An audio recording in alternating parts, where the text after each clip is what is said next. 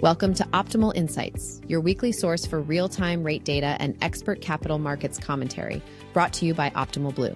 Let's dive in and help you maximize your profitability this week.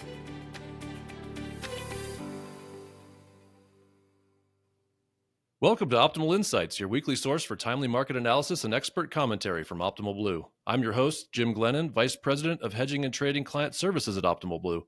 Our clients and industry partners have long relied on Optimal Blue for trusted insights and commentary, and these podcasts are an evolution of our commitment to keeping the industry informed. Let's dive into today's episode. Hey everybody, welcome. Hope you had a wonderful weekend. Thanks for joining us again today. A lot going on. We've got our Summit client conference coming up in just 1 week from today. We're going to talk a little bit about that later on, do a little bit of a preview for you in case there's any stragglers out there who have not registered yet. But first, we'll welcome Alex, and we'll talk to Alex about econ and some current events. And then we'll have Vimy join us. We're going to talk a little bit about the LA fires and some of the mortgage-related potential aftermath of that. And then we'll get to that Summit preview here in a few minutes. Just data-wise, recently, if you're watching the OBMMI, right around 7% still, 6.95 is where we see 30-year conforming loans today. And volume is still healthy. We're still seeing volume, a bit above our benchmarks, a bit above where we were last year, kind of like 80-ish% of where volume was pre-pandemic. So again, as we talked about on this cast before, there's a lot of pent-up demand out there that's starting to get dislodged. People need to move, whether they need to purchase a home or we've talked about the record amount of credit card debt that's out there. We are seeing folks take cash out of their homes from some of the record equity that's sitting out there. So starting to see that as well as just the fact that rates are expected to stay higher for longer. So I think we're not all just waiting for the rates to get back down to 4% because it doesn't look likely that's going to happen in the next half decade. Anyway, we'll talk about that and more here in a little bit. Summit is coming up February 3rd through the 5th. So if you're not registered, summit.optimalblue.com. All right, let's go check in with Alex. Okay, welcome Alex Hebner, our local desk econ and current events guru. Let's talk a little bit about what's been going on. Last week, a little bit of a short week market-wise because of the MLK holiday. Not a ton happening, but some things are already starting to heat up this Monday morning.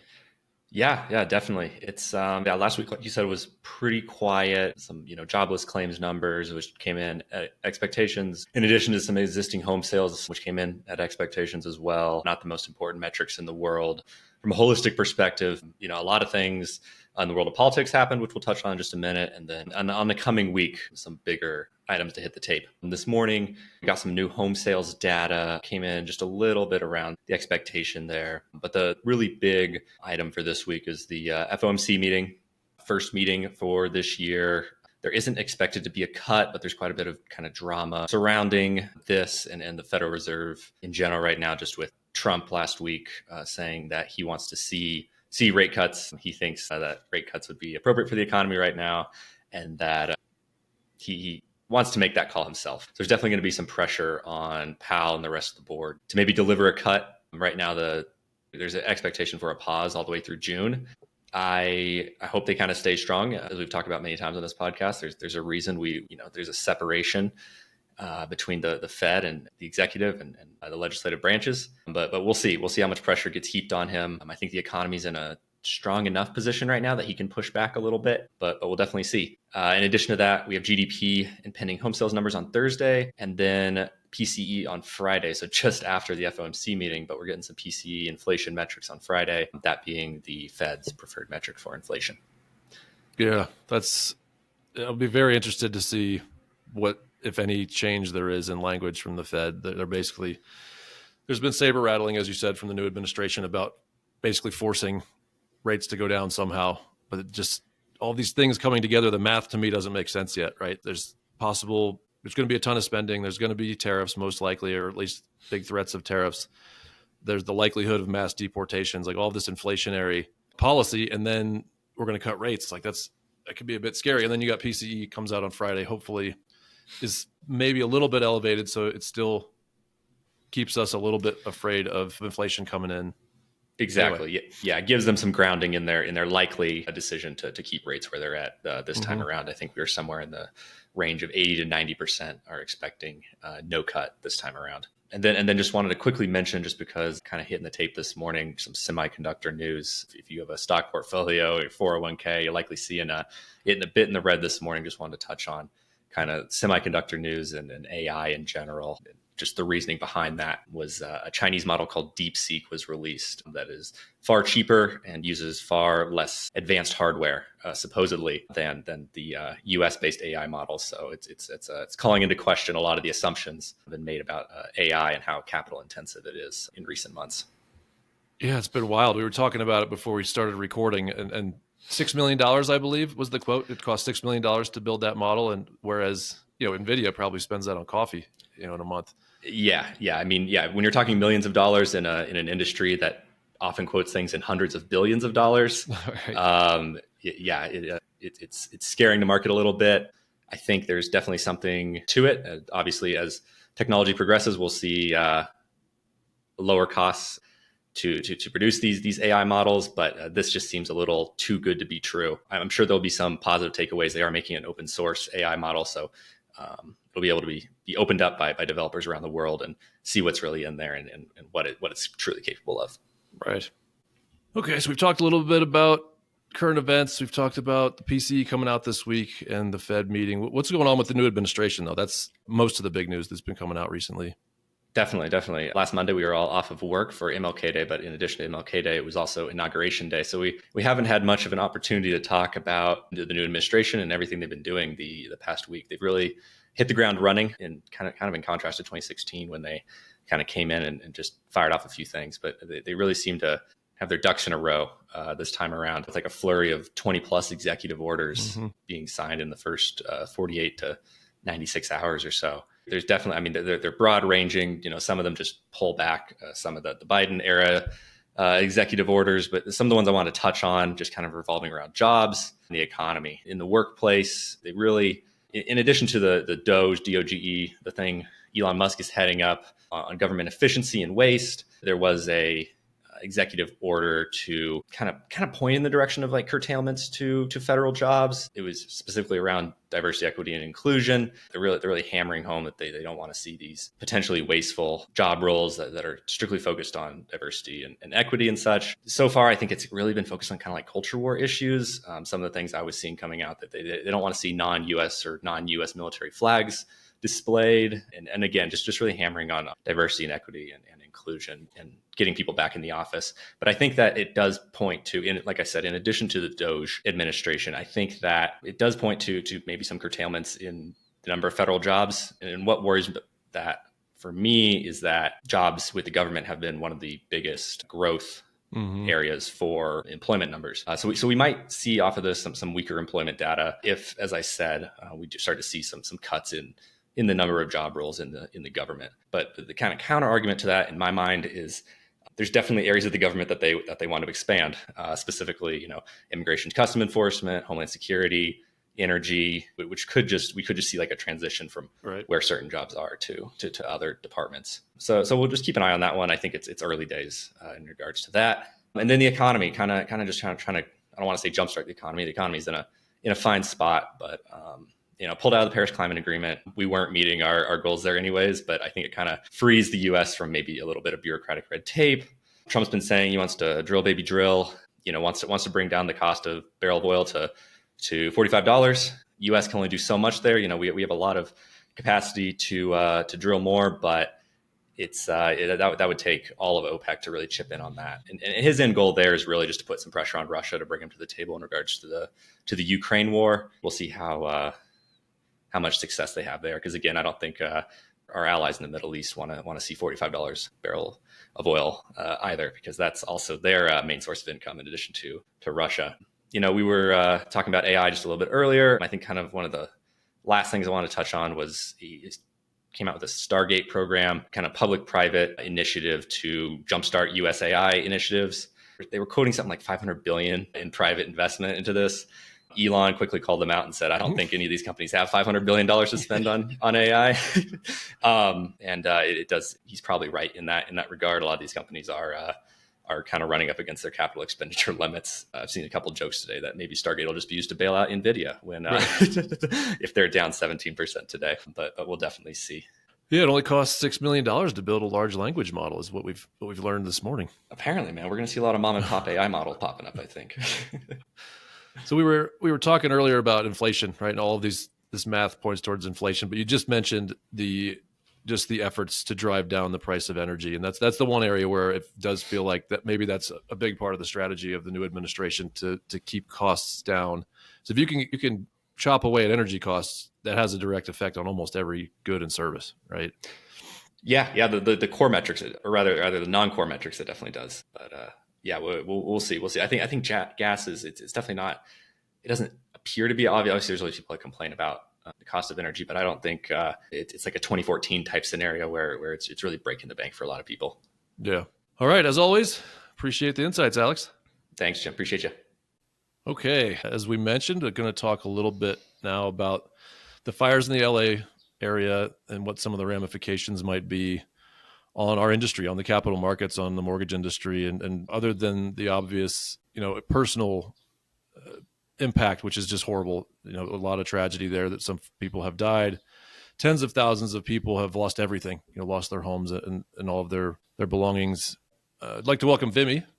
Vimy, welcome to the podcast to talk a little bit more about this with us. I mean, high level, the effects on the mortgage industry and the capital markets have yet to be seen. It does feel like a little bit of a kind of a micro COVID, where we're going to have things like mortgage forbearance, and there's already talk about mortgage banks coming in and providing some relief there, right? There's probably some concentration of these high dollar loans that live with certain banking entities, although there are Fannie Mae, Freddie Mac loans. There's certainly some FHA and VA loans in there, but kind of a widespread effect on banks. So we have to consider that. And again, it remains to be seen what that looks like. And there's obviously some insurance issues that are going to be happening that are going to affect people's just overall affordability, right? And ability to pay to rebuild these homes, or to pay to remortgage these homes, or even for people to move in and redevelop some of these areas.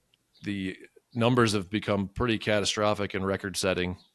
I think we've seen that $30 to $50 billion are going to come out of the insurance companies' pockets or out of the state that insures at least partially some of these properties. The overall number has been estimated at $250 billion, just the overall economic impact of these fires. So that includes the insured losses, includes other property damage, buildings, gas stations, all of it, right, has been leveled. Lost productivity in there as well. I mean, as these things are going on in the LA area, there's not work getting done necessarily. It's more of a recovery type of situation for the foreseeable future. And even people have already started to calculate the long-term health effects of these fires, right? There's a lot of smoke. There's a lot of toxic fumes from some of these buildings that have burned down. But as far as the MSR world, Vimy, which is very much an expertise of yours, what should we be thinking about there as it relates to things that affect all of us, like mortgage pricing and the value of some of the assets that a lot of mortgage banks have on their books? Yeah. So firstly, I would like to say that my heart goes out to everyone impacted by this catastrophic event. It's absolutely terrible. I think, along those lines, I was quite happy to see when California Governor Newsom came out with the announcement that he had been working with a variety of financial institutions to actually help those that are impacted by this. And so to specifically answer your question about how does this relate to servicing, I'd like to take a moment to define forbearance for our audience.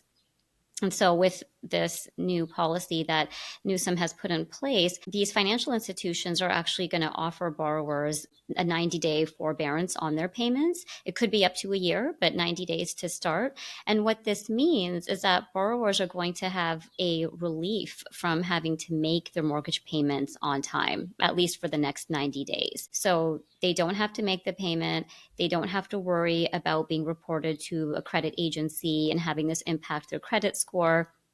And they don't have to worry about late fees. And a lot of this is also being done with ease. So there's not a ton of documentation and red paper, involved in this, which is great because the borrowers certainly have so many other things to consider right now. So I think that was really the right move on the financial institutions' parts as well.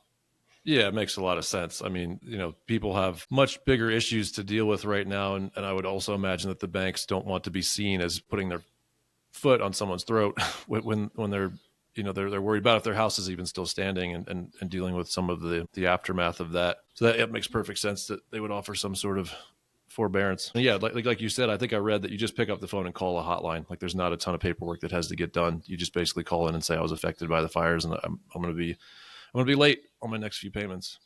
Yeah, definitely good to make it as easy as possible given all the stress.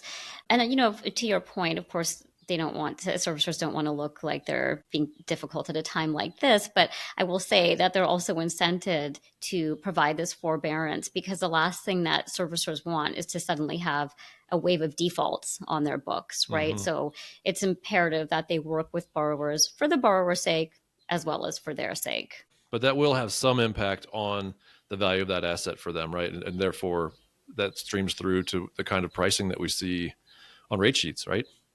Yeah, so that's a good point. So I feel like there's an immediate impact to discuss, and then there's the potential rate sheet impact.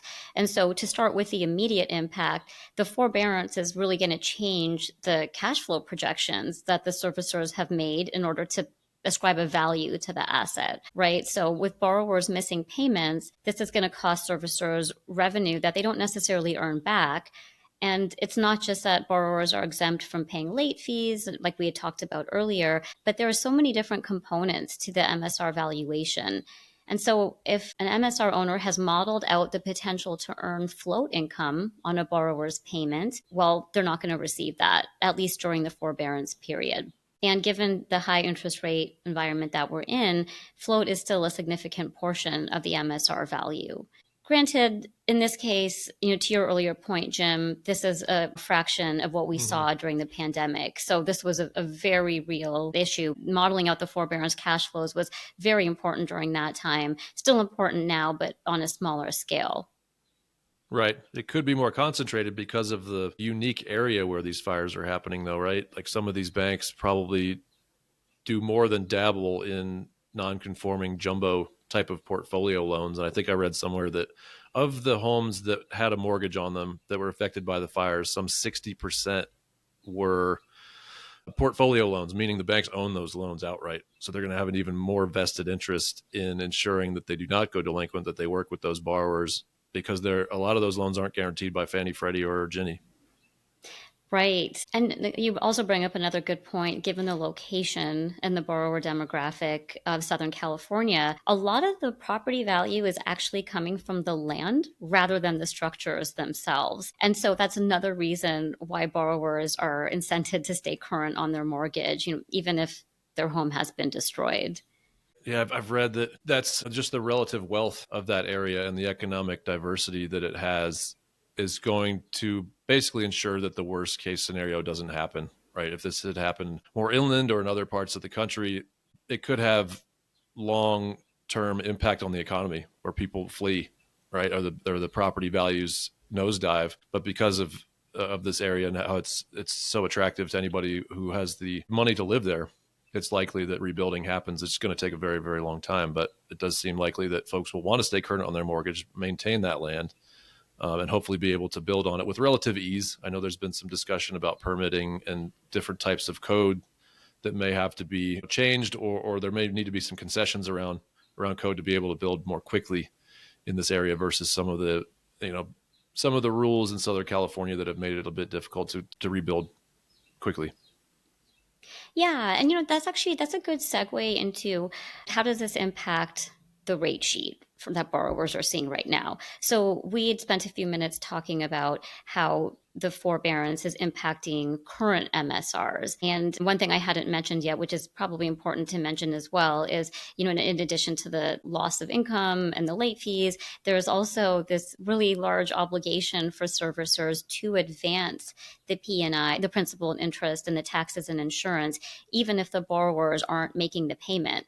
But the servicer is on the hook for that. They have to fund that. So there's this whole added cost and layer that we need to consider. Mm-hmm. And so that we can consider that with current MSR. So how is this impacting the servicing that I own right now? And then there's the idea of what you've mentioned, Jim, is like in the future, what does this mean? So in a place like California, maybe there really isn't as much of a loss because of the things that we had talked about, the value of the property and so on.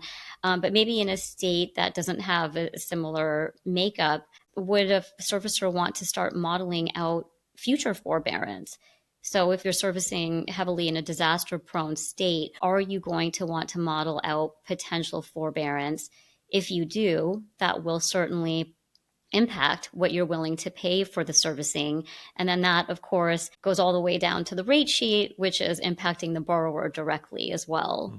Right. A lot to consider. Yeah, obviously a lot remains to be seen, but these are the type of things we should be thinking about as we move forward.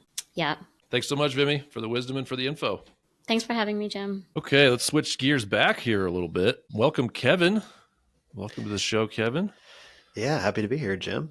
We are going to come back around and talk a bit about our summit, again, coming up next week, February 3rd through the 5th in sunny San Diego, which I think most of us in the country are going to be pretty excited about the weather that we will find there, I hope, even if it is maybe a little bit rainy. It is pretty nice out there. Yeah, I was looking at the extended forecasts and, knock on wood, things are looking okay so far. But, to your point, Jim, if it's snowing all the way down to, New Orleans and Pensacola, then you might as well make your way to San Diego, where it seems to be a respite of winter right now. That's right. Or even Kevin had an earthquake this morning, which was weird news. Speaking of just scary off stuff the coast happening. of Maine, yeah, rattled the house. It was that was pretty interesting. So another sign for me to get out of here and get down to San Diego and spend some time in the sunshine and warmth. Sure. All right. Well, once we get down there, what do we have in store? So you've done a really nice job of summarizing some of this and generally spelling out what this event is about and what types of conversations we're going to be having. Yeah, super excited about this. I know that a lot of folks here at Optimal Blue have been putting in a ton of time prepping for this, and there's some really cool stuff that we're going to be covering next week.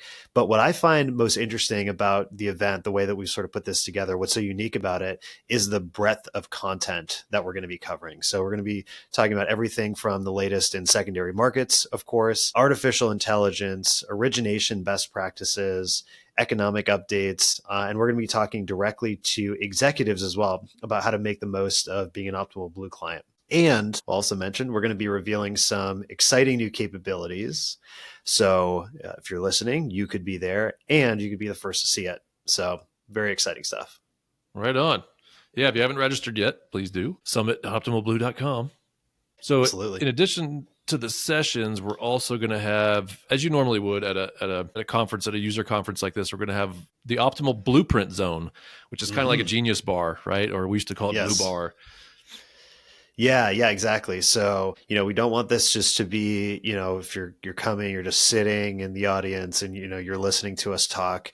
We're going to be having this recurring Optimal Blueprint Zone area where you can go and it's going to be more interactive. You can talk to OB experts. We're going to have, Optimal Blue there. We can pull it up. We can, walk through things with you, and it gives you an opportunity to just ask questions or, make the most out of your time there. So we don't want you to feel like you're just sitting there passively. You get to interact with us, and, we all get to work through things together. Beautiful. And as we've talked about before, this event is for every role within a mortgage company, right? Whether yes. Yeah. Loan officer, broker, C-suite, operational leaders, our investor partners, our vendor partners. We've got content, specifically for you as well. The breadth of content, I think, is something that's really interesting about this event.